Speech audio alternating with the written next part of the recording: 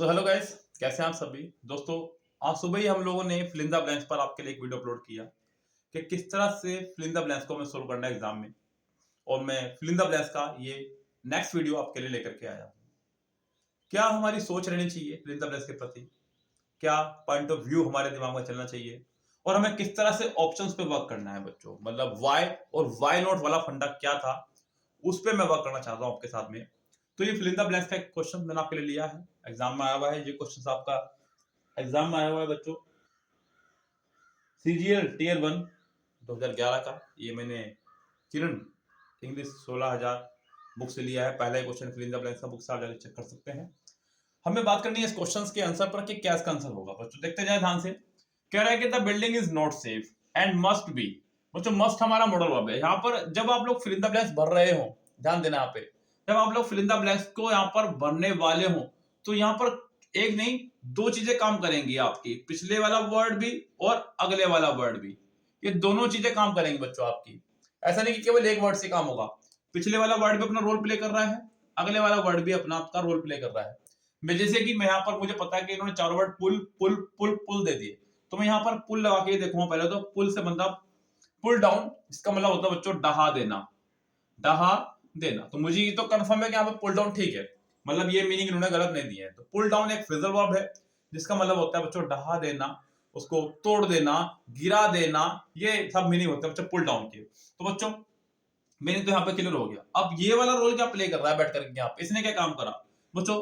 B का मुझे पता है कि क्या रोल रहता है। बी के साथ में या तो बच्चों हमेशा आईएनजी फॉर्म आया करती है या फिर वर्ब की थर्ड फॉर्म आया करती है। या तो आईएनजी फॉर्म आया करती है या फिर थर्ड फॉर्म आया करती है। आईएनजी फॉर्म एक्टिव में आया करती है और थर्ड फॉर्म पैसिव में आया करती है, ये भी कंफर्म है। अब बच्चों यहाँ आईएनजी फॉर्म भी है और थर्ड फॉर्म भी है, दोनों ही है। कम से कम इतना काम हुआ कि ये दो रेस से बाहर हुए, यानी कि मुझे ये कम से कम पता चल गया है कि बी के साथ में फर्स्ट फॉर्म भी नहीं आएगी और बी के साथ में एस या ईएस फॉर्म भी नहीं आएगी। कम से कम ये बाहर हो चुके दोनों जन, ये भी बाहर हो चुका है और ये भी बाहर हो चुका है, दोनों ऑप्शन। अब ऑप्शन बचे आपके साथ में पुलिंग और पुल्ड, ये दो ऑप्शन बच चुके हैं हमारे पास में। इन दो ऑप्शन पे हमें वर्क करना है बच्चों। सेंटेंस स्टार्ट हुआ है द बिल्डिंग से, यानी कि सेंटेंस की जो स्टार्टिंग है वो नॉन लिविंग वर्ड से है। किससे बच्चों, एक नॉन लिविंग वर्ड से आपकी शुरुआत हुई है सेंटेंस की। जब नॉन लिविंग से स्टार्ट हुई है तो बहुत ज्यादा परसेंटेज चांसेस बन जाते हैं कि सेंटेंस आपका पैसिव बनेगा। तो the building is not safe and must be pulled down, यानी कि आपका आंसर होना चाहिए इसका थर्ड करेक्ट। पुलिंग डाउन नहीं, पुल्ड डाउन बच्चों। पुलिंग डाउन का मतलब हो जाएगा उसको ढहाया जा रहा है और पुल डाउन मतलब ढहाया जाए, यानी कि किसी के द्वारा कोई काम किया जाए। तो बच्चों बिल्डिंग सेफ नहीं है और उसको जो है ढहा दिया जाना चाहिए। तो बच्चों यहाँ पे ढहा दिया जाना चाहिए मतलब किसी के द्वारा ही होगा ये काम। जैसे कि स्कूल में कहने लोगों के स्कूल 1 जुलाई को खुलेगा, तो स्कूल खुद तो खुलने से रहा, किसी के द्वारा ही खुलेगा स्कूल। तो बच्चों ये काम ऐसे हैं जो आपके पैसे में होने ही होने। तो इन चीजों को हमें ध्यान देना होगा, ऑप्शन पर वर्क करना होगा। मैं अभी और क्वेश्चन आपके लिए लेकर के आता हूँ, आप इसको फटाफट से नोट डाउन करें, इसका स्क्रीनशॉट लें। क्वेश्चन नंबर 2 देखिएगा, यहाँ से कह रहा है कि there is something wonderful dash him. अब यहाँ मुझे देखना होगा कि मेरे पास जो ऑप्शन दिए गए हैं ऑफ, अबाउट, फॉर, इनसाइड, क्या वो वंडरफुल से कुछ मैच खा रहे हैं। बच्चों वंडरफुल आपका एक एडजेक्टिव है क्योंकि इसके आखिरी में एफयूएल आ रहा है। ये आपका दिया गया वर्ड एडजेक्टिव है, एडवर्ब की तरह भी काम करता है कई जगह। ऐसा तो पक्का कभी नहीं रटना चाहिए चीजों को कि ये दिया गया वर्ड एडजेक्टिव ही है, सब में ऐसा नहीं होगा। फंक्शनल ग्रामर बोलती है कि बच्चों कौन सा वर्ड किस तरह से फंक्शन कर रहा है उसको याद करें, हम लोग तरीका करें, तरीका पता होना चाहिए। हालांकि कोई बात नहीं। अब सवाल ये उठता है कि क्या वंडरफुल अपने साथ में कोई फिक्स्ड प्रपोजिशन लेकर चलता है या नहीं। क्या वंडरफुल जैसे कि बहुत सारे वर्ड होते हैं, मुझे पता है कि इनस्पायर्ड के साथ में ऑफ आना है, बिवेक के साथ में ऑफ आना है, सफरिंग के साथ फ्रॉम आना है, ऐसे बहुत सारे वर्ड हैं। यस, तो क्या वंडरफुल अपने साथ में कोई फिक्स प्रपोजिशन लेकर चलता है या नहीं। तो बच्चों इसका सीधा सा जवाब है कि नहीं, वंडरफुल अपने साथ में कोई भी फिक्स्ड प्रपोजिशन लेके नहीं चलता है। तो कम से कम ये मेरी टेंशन खत्म हुई है कि यहाँ पे प्रपोजिशन आएगी नहीं आएगी। अब सवाल ये उठता है कि क्या ये बाद वाला जो वर्ड है हिम, इस पे कोई फर्क पड़ रहा है इस बात का।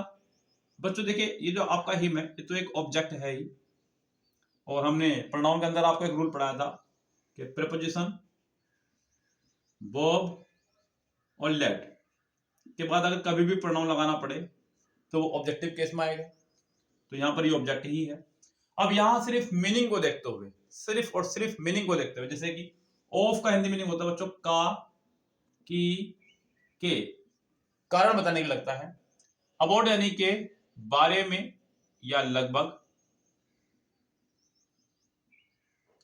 फॉर मतलब लिए। से क्योंकि, हालांकि क्योंकि जब होगा तो बच्चों उस टाइम पे एक कंजक्शन बन जाएगा। थोड़ा छोटा लिखना पड़ रहा है मुझे, लेकिन मैं बोल रहा हूँ तो आपको वैसे ही लिख लेना है। फॉर का मीनिंग जब चूंकि या क्योंकि होगा तो ये एज ए कंजक्शन काम करेगा। यहाँ पर एज ए कंजक्शन काम नहीं कर रहा है। एज ए कंजक्शन मतलब सेंटेंस के दिए गए दोनों तरफ वर्ब होगी। फॉर से पहले भी वर्ब होगी, फॉर के बाद भी वर्ब होगी। इनसाइड माने अंदर। तो बच्चों ये इसके मैंने चारों में नहीं बताया आपको। फॉर के, अबाउट के, इनसाइड के, ऑफ के, सभी के मैंने आपको मीनिंग बताया। अब आपको अकॉर्डिंग टू मीनिंग जानना है। There is something wonderful of him, कुछ खास है उसके लिए। अब पता नहीं यहाँ पे कुछ खास है, कुछ there is something wonderful about him उसके बारे में, अब उसके लिए, उसके अंदर। तो बच्चों यहाँ पर there is something wonderful about him, यानी कि इसका जो आंसर हो जाएगा करेक्ट हो जाएगा सेकंड पूरी तरह से करेक्ट। तो there is something wonderful about him. Clear बच्चों बात? स्क्रीनशॉट दीजिए इसका। हम चलते हैं नेक्स्ट क्वेश्चन पर। क्वेश्चन नंबर नेक्स्ट देखिएगा, क्वेश्चन नंबर 3 है आपका ये। The song in the play, जो सॉन्ग है इस प्ले के अंदर, कैन नॉट बी डिलीटेड, इसको डिलीट नहीं किया जा सकता है, as it is dash to the story. अब यहाँ बच्चों देखना होगा आपको कि क्या वर्ड हम लोगों के लिए कंफर्म सही रहेगा। पहला वर्ड है आपका इंटरमेन। बच्चों यहाँ आपको इनके मीनिंग भी साथ साथ पता होना चाहिए, बिना मीनिंग के काम नहीं चलेगा। जैसे कि पहला वर्ड है इंटरमेन, मैं यहाँ लिख रहा हूँ। पहले वर्ड का मतलब होता है बच्चों हस्तक्षेप करना, हस्तक्षेप करना। अगला वर्ड है बच्चों हमारा इनेट, जिसका मतलब होता है बच्चों जन्मजात। नंबर 3 हमारा एग्जिस्टिंग, यानी कि मांग करने वाला। और अगला वर्ड है हमारा इंटीग्रल, यानी कि अविभाज्य, यानी कि जिसको अलग ना किया जा सके। यस, इनकी मीनिंग है हस्तक्षेप करना, जन्मजात, मांग करने वाला, अविभाज्य। इस चारों इनकी मीनिंग मैंने आपको बता दी है। अब यहाँ सवाल उठता है कि ये जो पीछे दिया गया वर्ड है उसके हिसाब से लगाएं या क्या करें। देखिए आपका पीछे जो दिया गया वर्ड है वो आपका एक वर्ब है, दोनों तरह से काम करता है। हेल्पिंग वर्ब की तरह भी काम करता है, मेन वर्ब की तरह भी काम करता है, दोनों तरह से काम करता है, हेल्पिंग वर्ब भी, मेन वर्ब भी। लेकिन फिलहाल यहाँ पे ये एज ए मेन वर्ब काम कर रहा है, क्योंकि यहाँ पर इसके बाद कोई अगली मेन वर्ब नहीं है। जब हेल्पिंग वर्ब के बाद मेन वर्ब ना हो तो हेल्पिंग वर्ब भी आपकी मेन वर्ब का काम करती है। ये जो हमने फंडा बताया आपको ध्यान रखना। अब यहाँ पर इस सॉन्ग को प्ले से नहीं हटाया सकता, बिकॉज ये इसका इंटरवेन, हस्तक्षेप करना हो गया। जी नहीं, ये इसका जन्मजात है। जो जन्मजात तो कोई व्यक्ति हुआ करता है, सॉन्ग क्यों होगा। मांग करने वाला है, अविभाज्य है, मतलब इसको आप अलग कर ही नहीं सकते। अविभाज्य मतलब जिसको अलग ना किया जा सके। तो इसका आंसर आपका हो जाएगा बच्चों फोर्थ करेक्ट। यस, तो ऑप्शन नंबर 4 इसका हो जाएगा करेक्ट आंसर। उम्मीद करता हूं कि आपको ये भी खूब अच्छे समझ में आ गया होगा। फटाफट से इसको नोट डाउन कीजिएगा। चलते हैं अगले सेंटेंस की तरफ। क्वेश्चन नंबर नेक्स्ट देखिएगा, कह रहा है कि she remained a dash all her life, मतलब वो रही डैश अपनी पूरी जिंदगी। अब बच्चों यहाँ पर क्या ऑप्शन यहाँ पर करेक्ट हो सकता है। जैसे कि पहला ऑप्शन दिया गया आपको स्मिस्टर, यानी कि जिसका हिंदी मीनिंग होता है बच्चों कुंवारी। दूसरा है आपका बैचलर, इसका मतलब होता है बच्चों कुंवारा। अनमैरिड का मतलब होता है बच्चों जिसने शादी ना की हो, बिना शादी के। और सिंगल मतलब कुंवारा भी कह सकते हैं, कुंवारी भी कह सकते हैं, और अकेला या एकांत भी कह सकते हैं। अकेला, एकांत, कुछ भी हो सकता है। मतलब इसका मीनिंग ऐसा कुछ नहीं कि उसके लिए लगेगा जिसने शादी नहीं की है। सिंगल का शादी से कोई लेना देना यहाँ पर है ही नहीं। सही बात तो ये कम से कम ये रेस से बाहर हुआ। और दूसरा रेस से बाहर होता है बैचलर। बैचलर लगता है बॉयज के लिए, मेल कैटेगरी के लिए। तो बच्चों ये भी आपका रेस से बाहर होता है। अब ऑप्शन बचते हैं स्मिस्टर या अनमैरिड। अब यहाँ थोड़ा सा कंफ्यूजन हो सकती है कि अनमैरिड का मतलब होता है बच्चों बिना शादी के, लेकिन यहाँ पर जेंडर क्लियर नहीं हो रहा है कि बॉय की बात हो रही है या फिर गर्ल की बात हो रही है। तो यहाँ आप कंफर्म नहीं हो सकते कि यहाँ पर आप लगा सकते हैं। तो ये भी रेस से बाहर हुआ है। अब आपका आंसर हो जाएगा बच्चों पहला पूरी तरह से करेक्ट।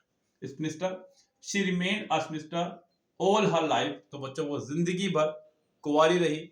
ये इसका आंसर हो जाएगा, यानी कि ए ऑप्शन आपका हो जाएगा पूरी तरह से करेक्ट। तो उम्मीद करता हूं कि आपको ये भी खूब अच्छे समझ में आ गया होगा। इसको फटाफट से स्क्रीनशॉट ले लीजिएगा, जिससे कि मैं अगले क्वेश्चन की तरफ बढ़ सकूं।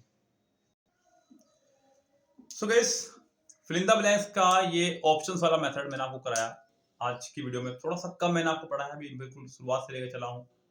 अभी मैं और वीडियोस इसके लिए अपलोड करूंगा जिससे कि आप लोगों को तरीका पता चल जाए करना किस तरह से है, किस तरह से नहीं करना है। ये कंप्लीट किरण सोल्यूशन हम लोगों ने कराया हुआ है बच्चों। मात्र 75 रुपीज में आपको कंप्लीट प्ले लिस्ट की मिल जाती है पूरी की पूरी किरण 16,000 से। अगर आप लेना चाहें तो डिस्क्रिप्शन बॉक्स में हमारा नंबर दिया गया है। अदरवाइज मैं यहाँ यूट्यूब पर करा ही रहा हूँ आपको, लगातार कराते रहेंगे इस तरह से ही। बस आप लोग इसी तरह से ही जुड़े रहें और करने के तरीके को फॉलो करते रहें।